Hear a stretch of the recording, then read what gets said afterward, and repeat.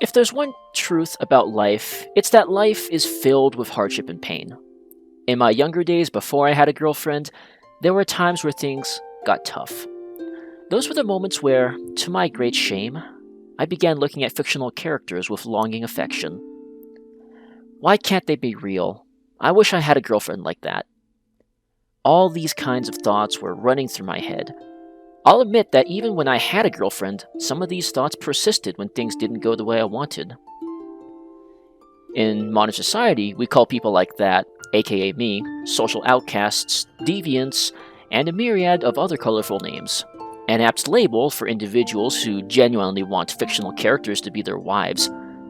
These are the kind of people who have surpassed the realm of wishful thinking to indulge in unthinkable debauchery, like eating dinner alone with a body pillow of their most beloved fictional character.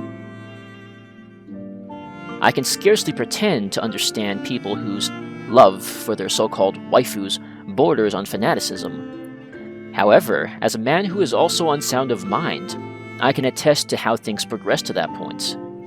Let's step back for a moment and use an example to illustrate how one begins on the path of becoming a deviant. Exhibit A, hailing from the Fate Extra series, Nero Claudius, the Emperor of Roses.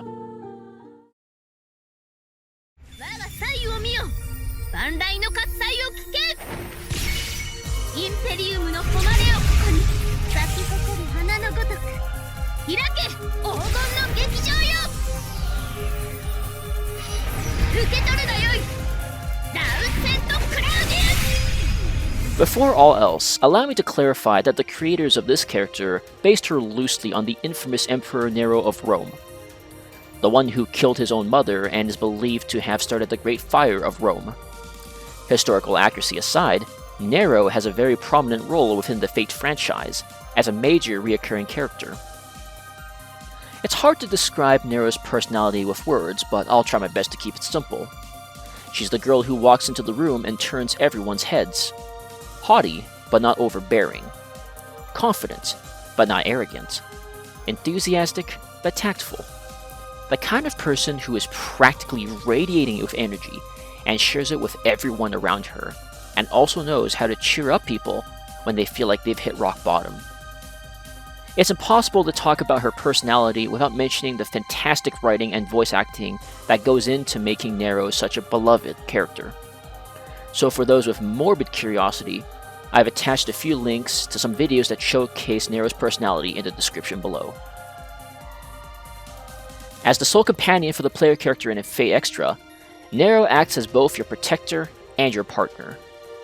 Nero declares that she and her sword are the ultimate instrument that even the muses would bow before, deems you worthy of playing her.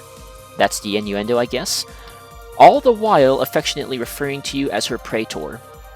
She also has the surprisingly adorable verbal tick where she replaces the word yes with umu.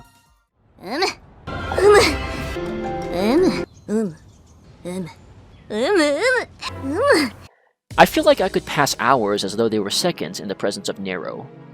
All of this is a testament to the amount of time, effort, and talent put into the creation of the character. Here, however, is where I touch upon the reason why these so-called waifus are such an appealing form of escapism. Sometimes I have asked aloud, why won't my girlfriend talk to me like Nero does? The answer, of course, is obvious.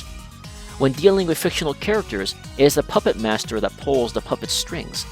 However, a real human has no such strings for us to easily manipulate. It's no difficult task for a skilled writer to create a character that we, the audience, love or hate. To use an extreme example, take General Shepard from the Call of Duty series. I distinctly remember the shock and hatred I felt as Shepard ruthlessly betrayed Ghost and Roach. Such a character needs only to embody the paragons of what we desire or what we reject. Putting our sights back on Nero, she has practically no faults that would make her unlikable. She's dependable, loyal, and devotes her unending affection solely towards you, the player. Nero, like many other waifu characters, are a crystallization of the traits that we desire the most in a partner. And I think Sarah Connor's narration from Terminator 2 sums this phenomenon up the best. Quote, "Watching John with the machine, it was suddenly so clear. The Terminator would never stop. It would never leave him. It would never hurt him, never shout at him, or get drunk and hit him, or say it was too busy to spend time with him. It would always be there, and it would die to protect him. Of all the would-be fathers who came and went over the years, this thing, this machine, was the only one that measured up. Now, of course, it's no surprise that real people are never like this. After all humans have desires and flaws. Few people would sacrifice their own happiness for the sake of someone else's with a good reason, let alone for no reason at all. No person in the world, no matter how altruistic or saintly they may be, will ever devote their whole being towards your happiness.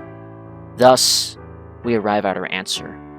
People racked with loneliness and sorrow seek comfort from outside the confines of reality. They look to those who would give them unconditional validation and affection, and find their salvation in these fictional characters created by others. However, these characters are an ever-distant utopia that can never be achieved.